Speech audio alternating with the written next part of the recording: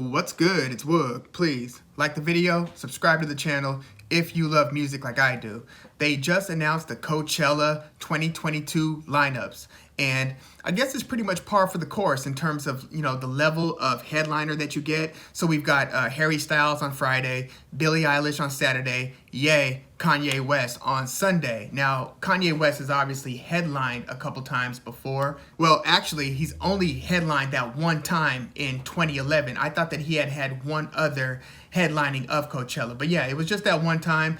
And Billie Eilish, this is obviously her first time headlining Coachella. Harry Styles, that one came a little bit as a surprise. I guess, since he has kind of made the transition into, edgier artistry and being accepted as an adult, as an authentic artist. So I guess it does kind of fit the bill for him to headline a Coachella. But yeah, that one is a little bit the wild card here. I think that this Coachella actually lacks just a little bit of star power. I mean, look, Kanye West is one of the biggest in the world, right? But if you look at some of the past lineups, if you look at like the second line after the main headlines, because this headline is about as big as it gets. I mean, let's look at 4 years ago. It was AC/DC with Tame Impala being like the second biggest on that Friday, and then Jack White and Drake. That's pretty huge. The year before that, it was Outkast, Muse, and Arcade Fire. The two that I went to were 2012, where it was the Black Keys on Friday, Radiohead on Saturday, and then Dr. Dre and Snoop Dogg. That was the iconic Tupac hologram show. Eminem came out and all that. I mean, that's massive, right? That was 2012. And then I went to the one in 2010 that was Jay-Z on Friday, Muse on Saturday, and then Gorillaz on Sunday. So Harry Styles, Billie Eilish being one of the hottest, new artists, just, on top of the world with these back-to-back albums, right? And then Kanye West. Okay, so that's huge headlining. But I'm talking about like the next line down and then two lines down from that. Like, I feel like with the amount of artists they have right here, I feel like you would be more likely to see a Wiz Khalifa like on line 2, somebody who's a massive star, bigger than like a Daniel Caesar. Although, on Saturday you've got Megan Thee Stallion, who's not a headliner, but on the second line, along with 21 Savage. So that's, two pretty big stars. Disclosure, huge EDM duo. So I guess it's not totally lacking in that star power sense, but it Run the Jewels, second line down on Sunday, along with Doja Cat. Doja Cat, I had a chance to meet several times. She had performed at our warehouse spaces in South LA when we were hosting different promotion parties like Ham on Everything. So she was just, she just had that mixtape called Purr. So this is before her Amala album. 21 Savage came through several times as well. So yeah, it's just really interesting to see them on their upward trajectory and then to see them near the top of a Coachella lineup. So yeah, but Lil Baby on Friday, the same night as Harry Styles, is on that second line, as well as Phoebe Bridgers. I'm a huge fan of her. Big Sean as well. Surprised to see Baby Keem that high up on the bill, where he's on the second line. Baby Keem had a successful debut album. He's Kendrick Lamar's cousin out of Carson.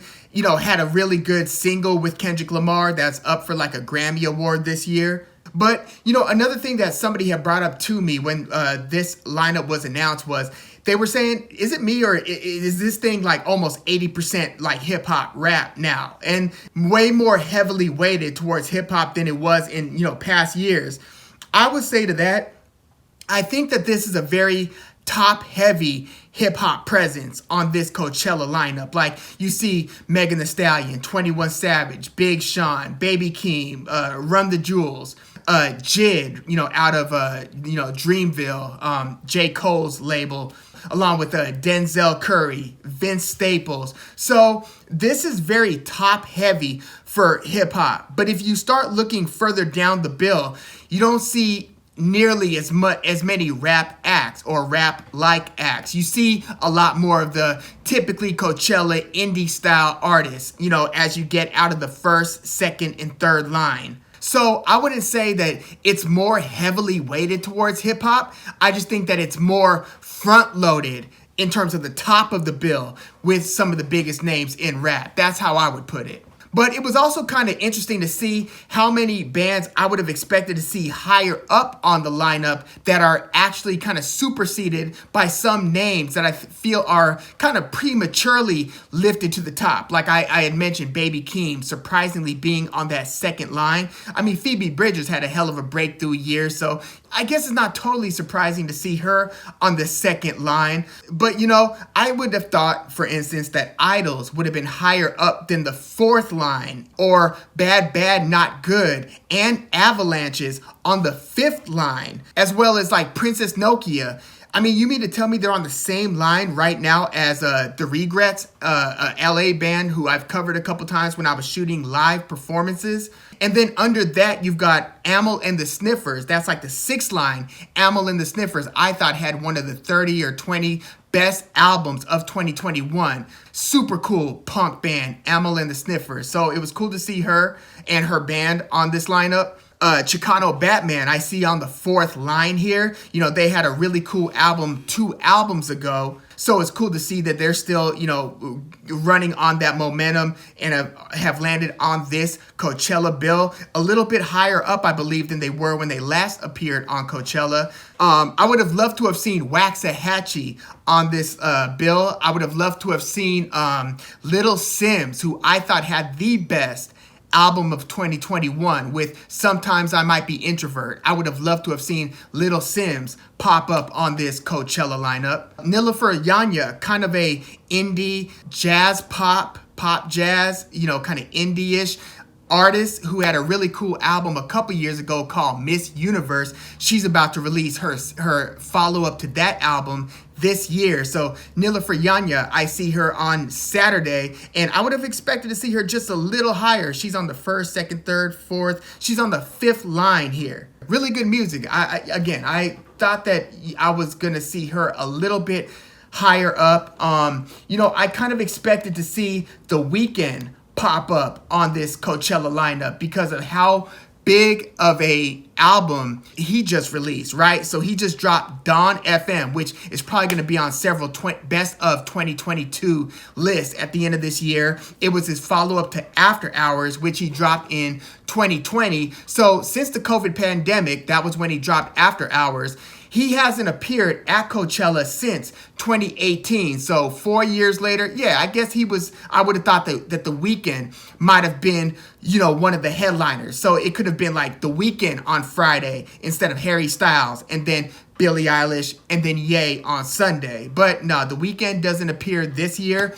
I guess not surprisingly, we don't see Travis Scott or The Baby here. We'll see if their careers rebound after, you know, The Baby said what he said at a concert. I personally feel like he's taken a little bit too big of a sustained hit for that. I hope that his career rebounds.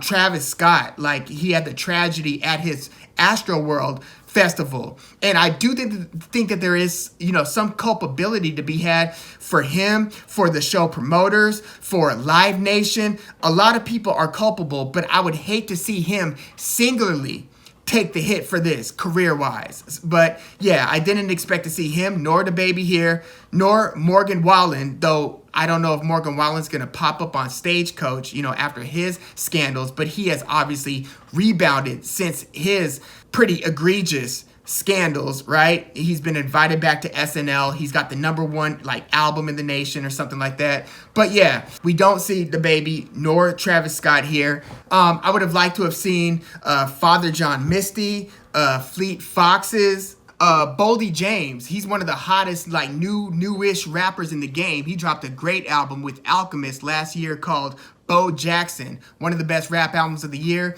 Mac Homie also released one of the best rap albums of the year. Now, his crew, Griselda, along with Conway, Westside Gunn, and Benny the Butcher, I do see them in this lineup. They're way down on the bill, though. So on Sunday, they're like 1, 2, 3, 4, 5, 6 lines down.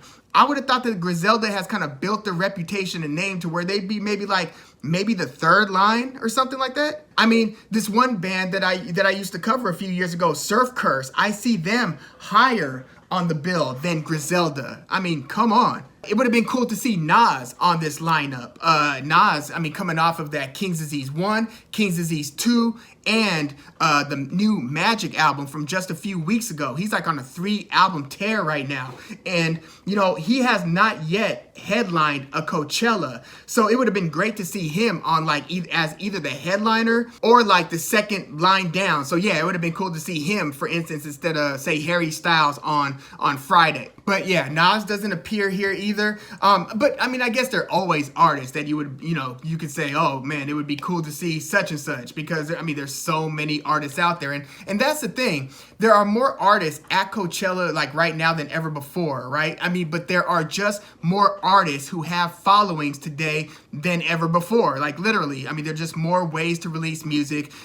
Things are more like just like siloed, where you've got less centralization in terms of where the attention is going in terms of which artists. You know, it used to just be more of like a handful of rock artists, a handful of rap artists, and they got like the lion's share of the attention. Now it's a lot more like spread out. I mean, several more genres and subgenres. But yeah, I mean, there's always like the pie in the sky. Oh, wouldn't it be cool if like Jimmy Page and Robert Plant joined you know, and Led Zeppelin came back, or like, you know, David Gilmour and Roger Waters of Pink Floyd, and they did the Pink Floyd thing. Like, yeah, those would be great headliners as well. So we'll always be wanting something no matter what type of lineup we see. But yeah, I'm surprised to also see Still Woozy. They're on like the third line. I would not have expected to see them this high on the lineup. I see King Gizzard and the Wizard Lizard on Friday, third line. Snow Allegra dropped one of the better R&B albums I heard this year.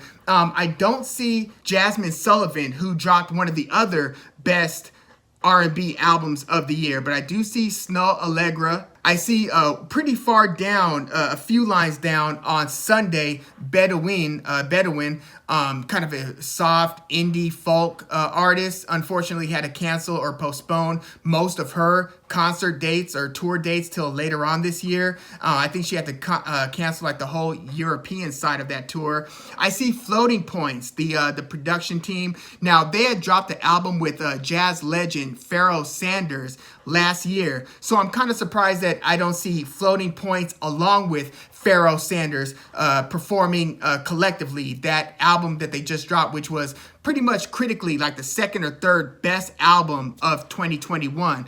I see Danny Elfman. You know, a few months ago, I seen The Nightmare Before Christmas at like a Bank of California near the LA Coliseum. Billie Eilish actually played the role as Sally. So she was like a featured guest. Danny Elfman pretty much led the production. He's the one who composed like the Simpsons theme song, the Beetlejuice theme song, composed Nightmare Before Christmas. But yeah, so he was performing, as was Billie Eilish. Playing the three masked kids from The Nightmare Before Christmas were Weird Al Yankovic, Danny Elfman, and Paul Rubens, also known as Pee-wee Herman. So yeah, it was kind of like one of those, you know, kind of star-studded, just interesting affairs. I was glad I went to that one. But yeah, I see Danny Elfman on the second line of the Saturday performance. So he's playing on the same night as Billie Eilish, 21 Savage, Megan Thee Stallion. So yeah, Saturday is going to be pretty popping. I see Girl in Red. That's a pretty cool new indie-ish artist as well. I also see Freddie Gibbs and Madlib on Saturday, fresh off of their, you know, back-to-back hits. Several years ago, maybe 7 or so years ago, they released Pinata, and then they released Bandana, which is arguably even better than Pinata. So yeah, as a tandem, they're 2 for 2. Freddie Gibbs has since released another album called Alfredo with The Alchemist, the producer who just produced that really, really good Bo Jackson, Boldy James album last year. So yeah, I see Freddie Gibbs and underground legendary producer Madlib, who also produced MF Doom's Mad Villain, one of the best underground producers MC collabs of the generation that was released like in 2004. So you could even say that was a few generations ago, right? Caroline Polachek, she's going to be performing on Saturday. She's from that band Chairlift. She has since released a very good solo album a couple years ago. I also see Turnstile. Them, along with Idols, are like two of the hottest like new kind of punk-ish bands, as is Black Midi, who I also see on this lineup. Now, Black Midi is like further down than both Turnstile and Idols, but it's kind of interesting. They are like 1, 2, 3, 4, 5, 6 lines down. I would have expected to see Black Midi like maybe on the 3rd or 4th line. Like their last 2 albums are just pretty damn groundbreaking, super versatile, very good albums. And both of them were like among the critically acclaimed albums of their respective years. So yeah, I'm kind of surprised to see Black Midi this far down on the lineup. About as surprised to see them this far down as I am to see Griselda this far down. But yeah, let me know what you think about this Coachella lineup. I do see a lot of acts that I like. This is pretty, it's about, again, par for the course. You're always going to get kind of the who's who of today's and often yesterday's music, as well as kind of a glimpse further down on the lineup in terms of what is to come, some of the best emerging artists, several of them. But yeah, weigh in the comments, and please like the video, subscribe to the channel if you love music like I do. I'm Woog. Thanks for tuning in.